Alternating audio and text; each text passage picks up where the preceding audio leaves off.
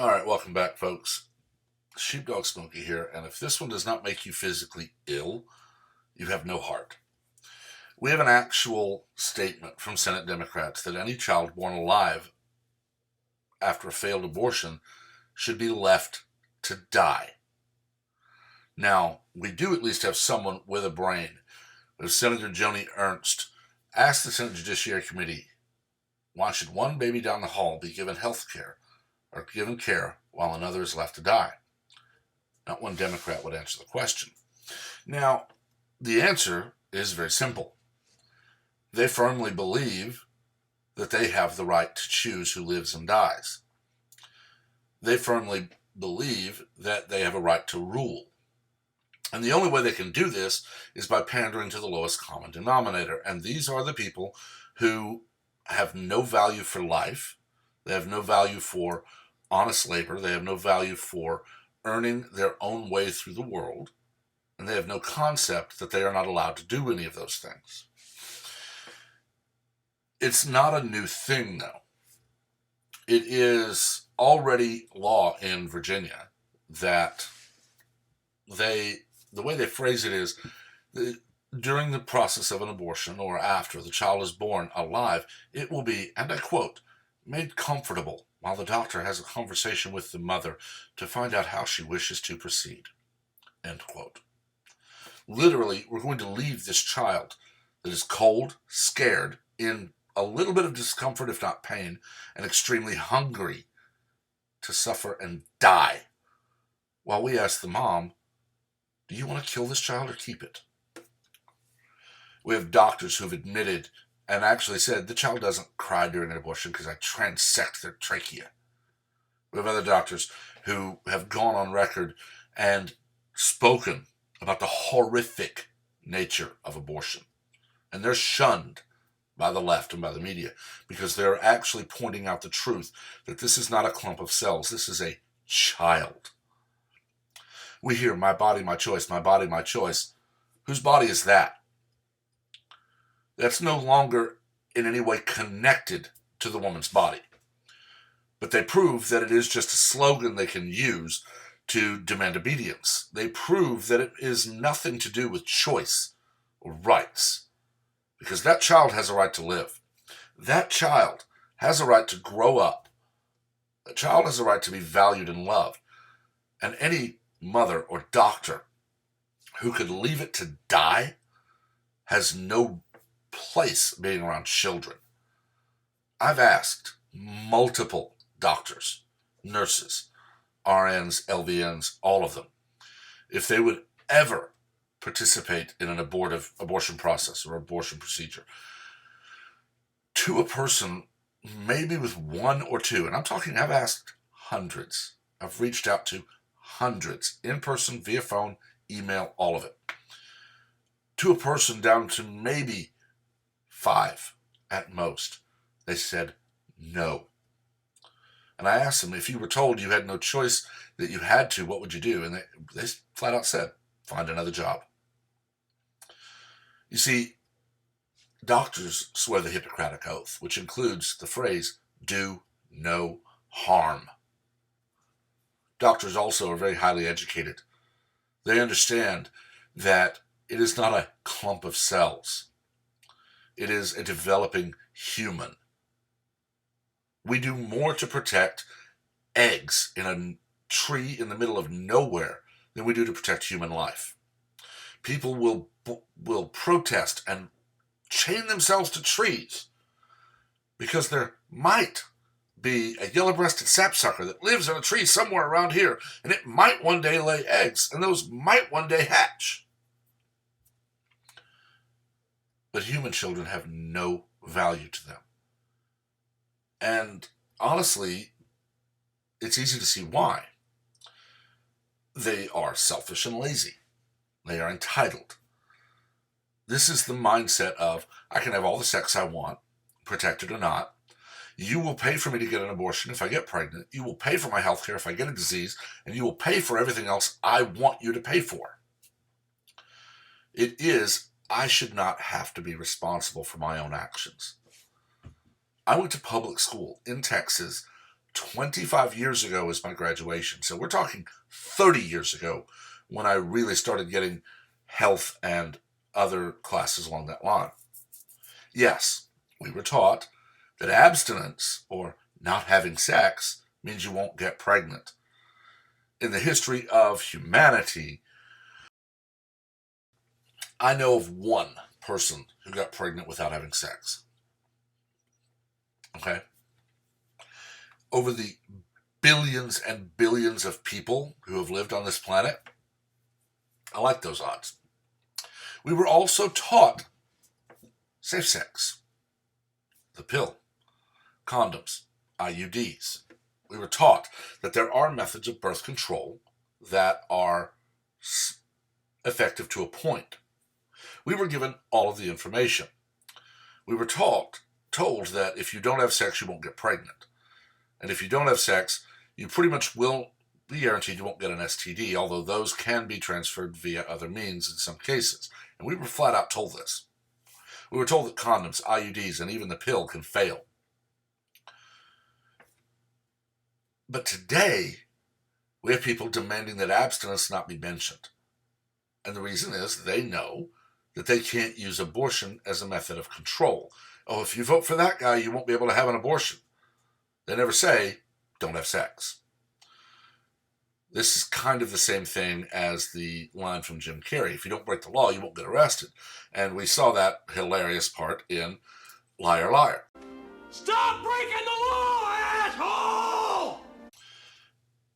What we don't ever see is the other side of the argument. And the other side of the argument is, if we breed hedonism and do whatever you want, it's all good, then we can threaten them with, oh, don't vote for that guy. He doesn't think you should be able to do what you want. And they can keep power. It's all about power. When you look at these people, there really are only two classifications. The wealthy who were born into wealth and just got wealthier by being in Congress, or those who got wealthy by being in Congress. And there are some genuinely good people. I believe that Dan Crenshaw, Louis Gohmert, John Cornyn, and Ted Cruz and others are genuinely good people. But you can't look at them and say they're not very wealthy. Crenshaw is making a very good salary for someone who literally started the job a year and a half ago. I believe he's doing his job. I'm not going to demand that he have anything taken from him. But you look at the other side of the coin. Pardon me. You look at someone like Alexandria Ocasio-Cortez, who prior to her election was a bartender and living in an apartment that either someone else paid for or I believe it was her parents that owned it. And now she has a luxury apartment in D.C. wearing clothing that would, honestly, most logical thinking people would think, I'm not going to spend that much on clothing. Jet setting all over the country. Vacationing basically every chance she gets, while demanding we pay for everything and not complain. And while supporting insanity like this. We see it daily. The Democrats say you have a right to health care. You have a right to a job. You have a right to a living wage. You have a right to time off. None of these things exist in the Bill of Rights. But we do have, in the Declaration of Independence of the Constitution, the right to life. We hold these truths to be self-evident, that all men are created equal and endowed by their Creator with certain unalienable rights, that governments are created among men to protect these rights. Among them are life, liberty, and the pursuit of happiness. I may have gotten a phrase out of order. It's been a little while since I've actually had to quote that. But you see, Democrats ignore the right to life and the right to liberty, and they say you have a right to happiness, which is wrong. You have a right to pursue happiness. The pursuit implies you may never catch it. And they do this to control you. They do it to say, oh, you have a right to make $25 an hour, but if you don't vote for me, you'll never get that. Oh, you have a right to have all the sex you want, get an abortion whenever. But if you don't vote for me, you'll lose that. What they don't want to acknowledge, and it's a very simple fact, is that they're wrong. And one need only look at Roe from Roe v. Wade, who is an outspoken opponent of abortion. Only 40 some odd years, 50 some odd years later now. You see, in the 70s, she helped win a Supreme Court case that put into precedent a so-called right to abortion. Yet today, she opposes it with a vehemence that would make most people go, wow, what happened to her? And they only need to look at it to see. I know people who have gotten abortions. The vast majority regret it heavily. Those who don't, I've never really called friend. I just know them.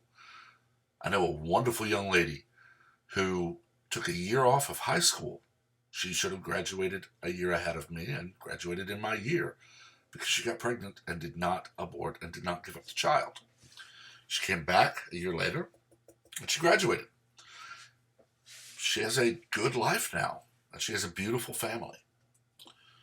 And I guarantee if you were to ask her why she did not abort, she would tell you that it's wrong.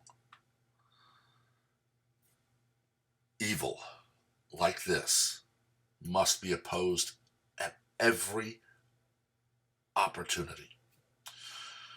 Because the day we let our government say that human life has no value is the day we start watching for them to say, we will decide who lives and dies. We're already seeing it in parts of Europe where they are checking unborn children. They're checking children in utero for birth defects, for Down syndrome, MS, and other things. And they're very close to saying, oh, we found a birth defect. We will abort this child, and you have no choice. From there, it's, oh, your child was born with a birth defect? Well, then we killed him. From there, it's, oh, you're now mentally disabled after an accident? Well, your life has no value. Oh, you're 75 years old. Time to die. One need only look at Aldous Huxley's world of Brave New World to see where that leads. I don't know that we'll ever get to a world where humans are grown in test tubes and genetically engineered into casts, but the rest of it, music by and large outlawed, video formats of TV and movies by and large outlawed, no news, no books, all the drugs you want, because that keeps you controlled, while those in power do whatever the hell they want. Huxley, Orwell, Bradbury, many others warned us decades ago, in some cases over a century ago. We didn't listen as a society. There are some of us who did, but there are many in power who read 1984, Animal Farm, Brave New World, and other cautionary tales and said, these are great ideas, let's do this. And no one had the backbone to stop them. And now we're dangerously close to the point of no return. If we don't stop now, you will see parts of the world. You will see Israel. You may see Texas and a few other enclaves around the planet reject that societal model. They will be mocked by that societal model. They will be shunned, but they will be free. And anyone who isn't there and bucks the system, they tend to vanish. And that's just very, very sad. But I've talked long enough. Let me know what you think. As always, keep it civil and make sure to like the video, subscribe, and turn on notifications so that you're the first to know of anything new as it comes up. Until next time, have a great day.